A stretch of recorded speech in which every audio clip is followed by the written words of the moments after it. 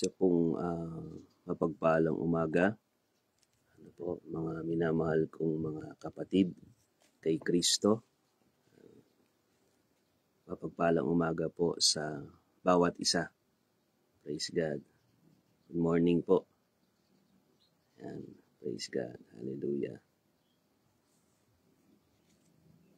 Good morning po. Daniel Bautista. Inanay Narsing. Good morning po.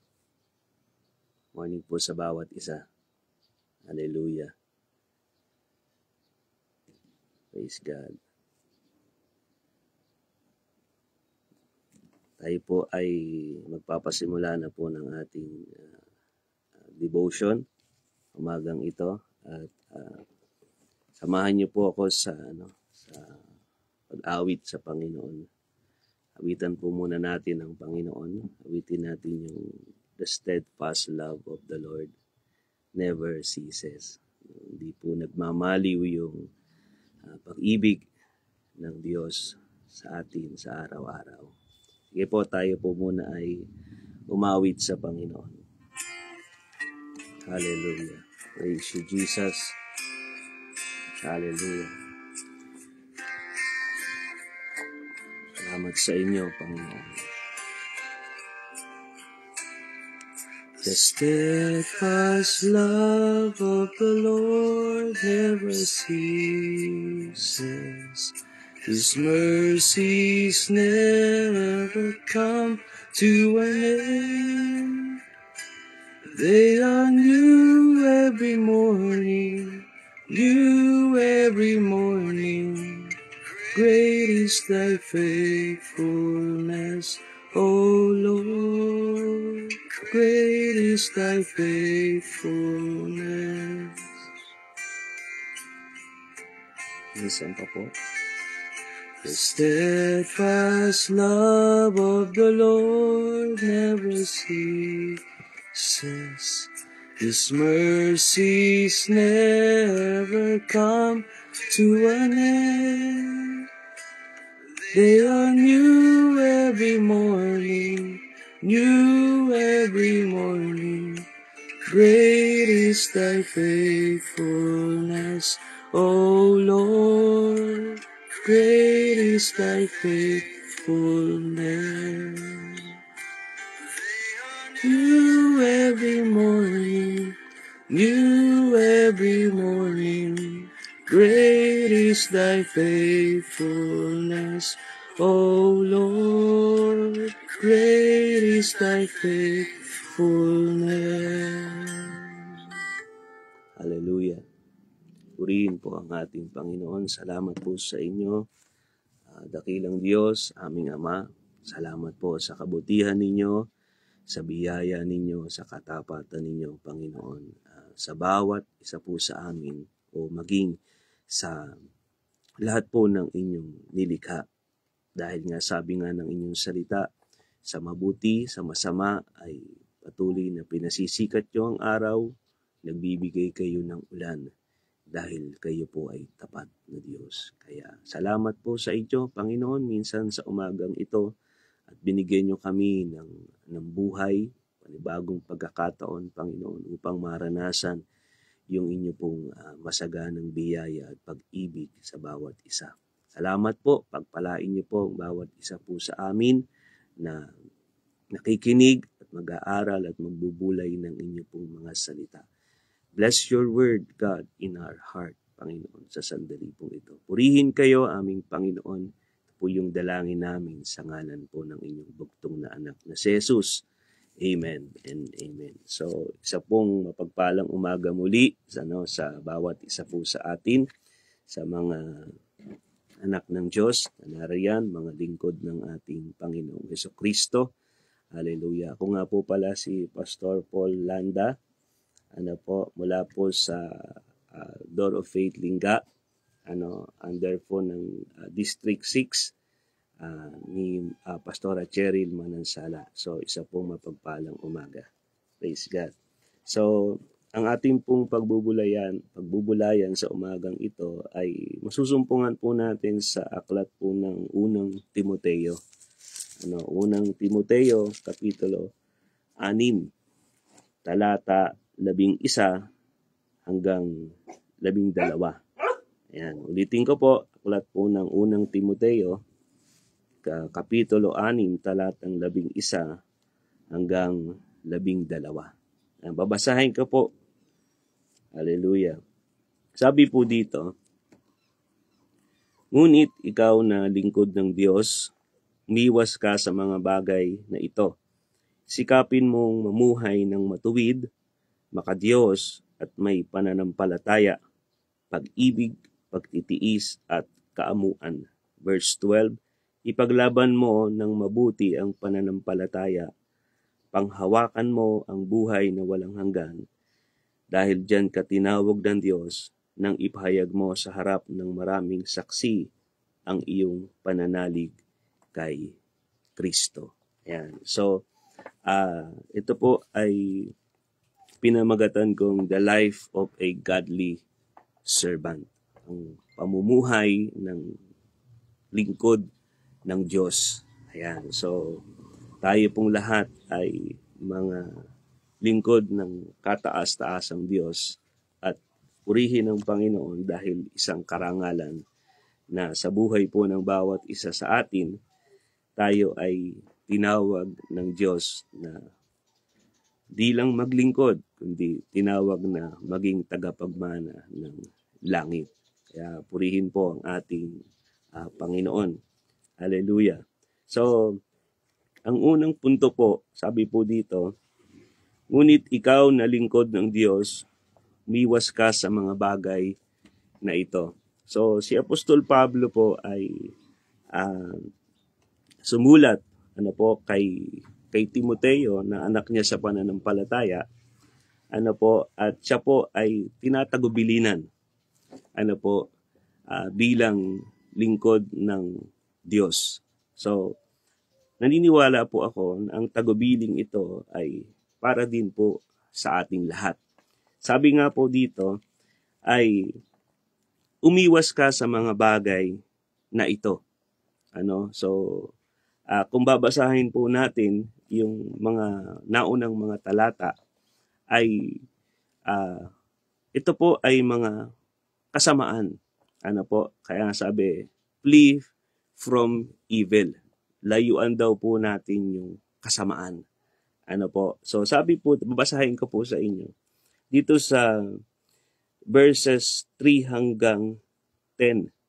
Sabi po dito, kung nagtuturo ang sino man ng ibang katuruan at di sang-ayon sa mga tunay na salita ng Panginoong Hesukristo at sa mga aral tungkol sa pagiging makadiyos, siya ay nagyayabang, ngunit walang nalalaman.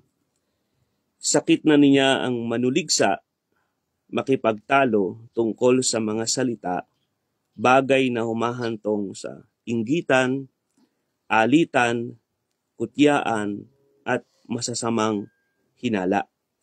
Mahilig din silang makipagtalo sa mga taong baluktot ang pag-iisip at di kumikilala sa katotohanan. Ang mga taong ito'y nag-aakala na ang relihiyon ay paraan ng pagpapayaman. Sa katunayan, may malaki ngang pakinabang sa relihiyon kung ang tao'y marunong masihan. Verse 7, wala tayong dinalang anuman sa sanlibutan at wala rin tayong madadalang anuman pag alis dito. Kaya dapat tayong masiyahan kung tayo'y may pagkain, pananamit, ang mga nagnanasang yumaman ay nahuhulog sa tukso at nasisilo sa bitag ng masama at mga hangal na hangarin na nagtutulak sa kanila sa kamatayan at kapahamakan. Verse 10, sapagkat ang pag-ibig sa salapi ay ugat ng lahat ng kasamaan dahil sa paghangad na yumaman, may mga taong nalalayo sa pananampalataya at nasasadlak sa maraming kapighatian. So, layuan daw po natin yung mga kasamaan. Sabi nga, the love of money, yung pride, yung pagyayabang, pagmamalaki, yung mga pagtatalo-talo, pagkainggit, alitan, kutyaan, kaya naghahantong po sa ng pagkaguluhan, pagkakathan ng masasamang isip, hallelujah. So, corruption, hallelujah. So, iwasan daw po natin yung lahat ng bagay o layuan po natin yung lahat ng uri ng kasamaan, kasalanan o anumang bagay na hindi nagbibigay kaluguran sa ating Panginoon. Sabi nga nila, dapat daw iwasan. Dahil ang pag-iwas ay isang magandang katangian, na dapat meron tayo. Kasi nga, kapag hindi natin iniwasan, ay tiyak mapapahamak.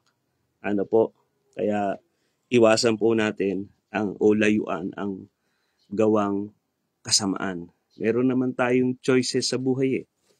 Amen po ba? So gamitin natin yung choice.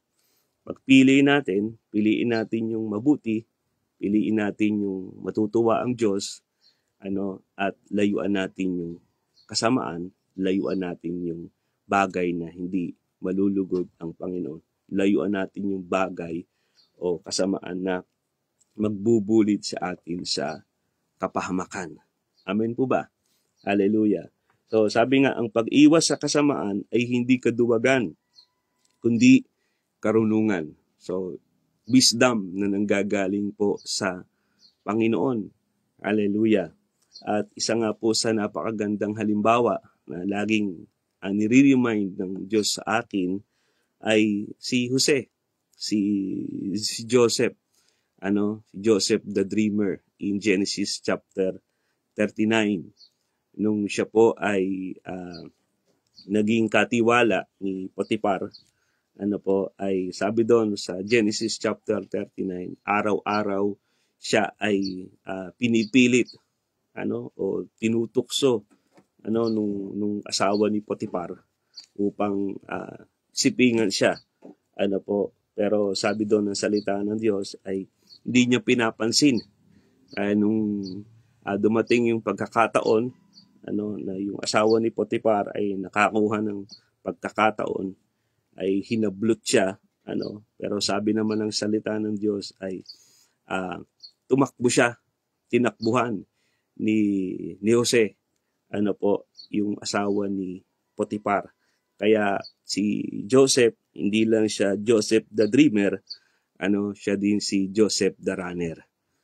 At hindi po katuwagan yung tumakbo ka o layuan mo yung kasamaan, kasalanan, tukso na dumarating. Hallelujah. Kaya purihin po ang Panginoon. Sabi nga po ng aklat ng Timoteo rin in 2 Timothy chapter 2 verse 22, iwasan mo ang masasamang hilig ng kabataan. So talagang yung payo ni Apostol Pablo sa kanyang anak sa pananampalataya ay talagang iwasan, layuan ang kasamaan, ang hilig, masamang hilig ng kabataan. Hallelujah. So marami rin sigurong kabataan dyan at naging tayo dumaan din po sa kabataan ay talagang maraming gustong subukan. Hallelujah. Kaya sino mang mga kabataan na naririyan, huwag nyo na pong subukan. Hallelujah. Ang mapapayo ko sa inyo, subukan yung lumapit at maglingkod kay Kristo. Hallelujah. Hindi po tayo mapapahamak. Hallelujah. Praise God. At pangalawa, ay sabi dito, follow after godliness. Kanina, flee from evil. So bilang mga lingkod ng kataas-taasang Diyos, so layuan natin yung kasalanan,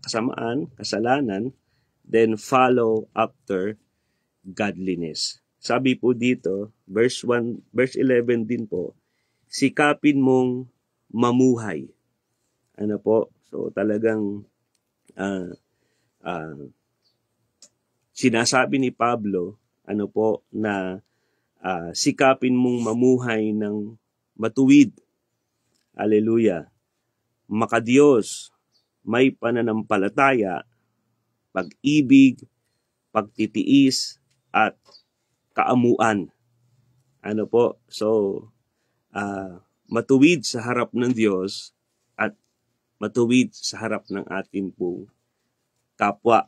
Hallelujah. Makadiyos, may pananampalataya, nagtitiwala at sumusunod sa Diyos kahit mahirap po yung sitwasyon. May pag-ibig, pag-ibig na may pagsasakripisyo para sa iba. Pagtitiis, sa lahat ng mga trials na ating pong kinakaharap at kakaharapin pa.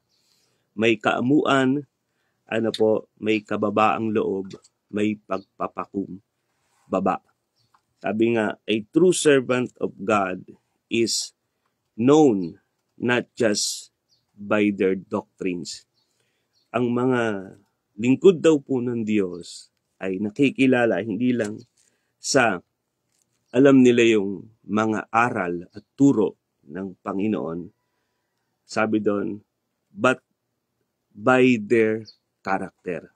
Nakikilala rin sa kanila pong mga pag-uugali, katangian. Kaya napakahalaga, bilang mga lingkod ng Diyos, ay hindi lang tayo may alam dito, kundi yung puso na meron tayo is yung pinagaharian ni Kristo at puspos ng Espiritu na ang namumutawi is yung pag-ibig ng ating Panginoon. Kasi araw-araw ay talagang kailangan po natin yan dahil yan po ay gamit na gamit. Kaya napakahalaga bilang mga lingkod ng Diyos ay nakikita rin yung magandang pag-uugali sa atin. Nakikita po yung pag-ibig. Sabi nga ng Corinthians chapter 13, yung pag-ibig, walang kwenta kapag ang mga bagay na ginagawa natin, ay walang pag-ibig. Sabi nga, para lang daw batingaw na maalingaw-ngaw. At salamat sa Panginoon dahil pinapaalalahanan tayo ng salita ng Diyos at tayo po ay sa tulong at biyaya ng Panginoon ay nakasusunod sa kalooban ng Panginoon. Nararanasan natin yung biyaya at pag-ibig ng ating pong Panginoon. Pangatlo, pangatlong punto ay narito po sa verse 12. Sabi diyan, ipaglaban mo ng mabuti ang pananampalataya. Hallelujah. Ipaglaban mo ng mabuti ang pananampalataya. Fight the good fight. Makipagbaka tayo ng mabuting pakikipagbaka. Hallelujah. Sabi nga po dito yung Greek word ng fight is agonizomai. Nang ibig sabihin is compete. Contend earnestly. Sabi doon, like an athlete or soldier. So, nagsisikap ng buong puso o nagpupursigi ng buong lakas. Nagsisikap ng buong puso at nagpupursigi ng buong lakas. Fight the good fight of faith. Hallelujah. So talagang gustong magtagumpay. Sabi nga, habang nagbubulay ako, the Lord remind me sa isang sports, yung boxing. Yung boxing. Sabi doon, pagka naroroon ka sa ring, sabi doon, every second counts. Hallelujah. Kaya, hindi ka pupwede na kakampante or ibababa mo yung guard mo or hindi ka susuntok habang naroroon ka sa ring hanggat hindi natatapos yung oras. Parang ganun din po sa buhay natin bilang mga mananampalataya. Naroroon tayo sa ring. Ano po? Hallelujah. At tayo po ay nakikipagbaka. Ano po? Because as a Christian, ano po, meron tayong tinatawag na spiritual battle. So, kinakailangan po nating makipagbaka. Ano po, sa anumang gawa ng kasamaan o kasalanan o gawa ng dyablo, ano po, na umiiral, ano po, dito po sa mundo pong ito. So, habang may oras pa, ano po, ay lumaban. Ano po, sabi nga, magsikap ng buong puso, magpursigi ng buong lakas. Para bang ibigay mo na yung buong lakas mo para manalo, manatili na nakatayo at nagtatagumpay. Kaya fight the good fight of faith. Manatili kang tapat kay Kristo, papaglabanan po yung mga tukso, stand for truth. Sabi nga, stand for truth in a compromising world. Manindigan po tayo sa katotohanan, hallelujah, lalo na sa panahon po natin, na talagang nako-compromise ang marami. Kaya wag po tayong titigil, magpatuloy tayo, sikapin po natin na mamuhay ng tapat kay Kristo. Sabi nga, paano tayo lalaban? We fight with prayer. Nakikipagpunyagi tayo sa pananalangin. So prayer, we fight with scripture, salita ng Diyos. We fight with holiness, na taglay sa atin yung kabanalan na meron po ang Diyos. Hallelujah. At yung pagtsatsaga or perseverance. Kaya salamat sa Panginoon. Fight the good fight of faith. At pang-apat na punto, bago tayo matapos, hallelujah, ay sabi dito, panghawakan mo ang buhay na walang hanggan dahil diyan ka tinawag ng Diyos. Hallelujah. Panghawakan daw po natin yung buhay na walang hanggan sapagkat dito po tayo tinawag ng Diyos. Sabi ng eternal life is not just a future promise, it's a present reality that we are called to live out. Present reality. Dapat yung buhay na walang hanggan, panghawakan po natin sa araw-araw ng atin pong mga buhay. Alam nyo, everyday maraming tayong mga lingkod ng Diyos, hindi po tayo tinatantanan ng anumang gawa ng kaaway, bubugbugin tayo sa alam ko maraming mga lingkod ng Diyos naririyan na nahihirapan, nabibigatan, minsan nga maraming gustong sumuko dahil sa hirap, sa mga sakit, mga pasakit na nararanasan. Sabihin ko sa iyo, kapatid, panghawakan mo yung buhay na walang hanggan na ipinagkaloob ng Diyos sapagkat diyan tayo tinawag ng Panginoon. Kaya kapag naaalala natin, na-meditate natin yung kagandahang loob, yung ginawa ni Jesus sa krus ng Kalbaryo, kahit anong gawin at pambubugbog ng kaaway sa atin, panggugulo, pananakit, ay hindi po siya magtatagumpay dahil in our heart and in our mind, walang ibang naghahari kundi si Jesus at ang mga pangako niya, nararanasan natin, sa buhay po natin ngayon. Kaya panghawakan natin ang buhay na walang hanggan kung saan tayo tinawag ng ating Panginoon. Kaya salamat po sa Panginoon, at patuloy tayong pagpalain ng ating Panginoon. Salamat po sa Diyos. Tayo po ay manalangin. Hallelujah. Dakilang Diyos, salamat po minsan pa sa buhay na pinagkaloob ninyo sa amin. Salamat po sa buhay na inialay nyo, Panginoon, upang kami ay magkaroon ng buhay na walang hanggan. At dalangin po namin, Panginoon, Lord, sa buong maghapong ito, patuloy nyo kaming samahan at patnubayan. Pagpalain nyo po, Panginoon, ang aking pong mga kamanggagawa, mga lingkod ninyo, Panginoon, na kasama ko, Panginoon. Lord, pagpalain ninyo, i-bless nyo po sila. Bless nyo po, Panginoon, ang mga pastors, leaders, and elders of the church, Panginoon. Hallelujah, na patuloy na naglilingkod sa inyo, patuloy na dumadaan sa mga pagsubok at problema.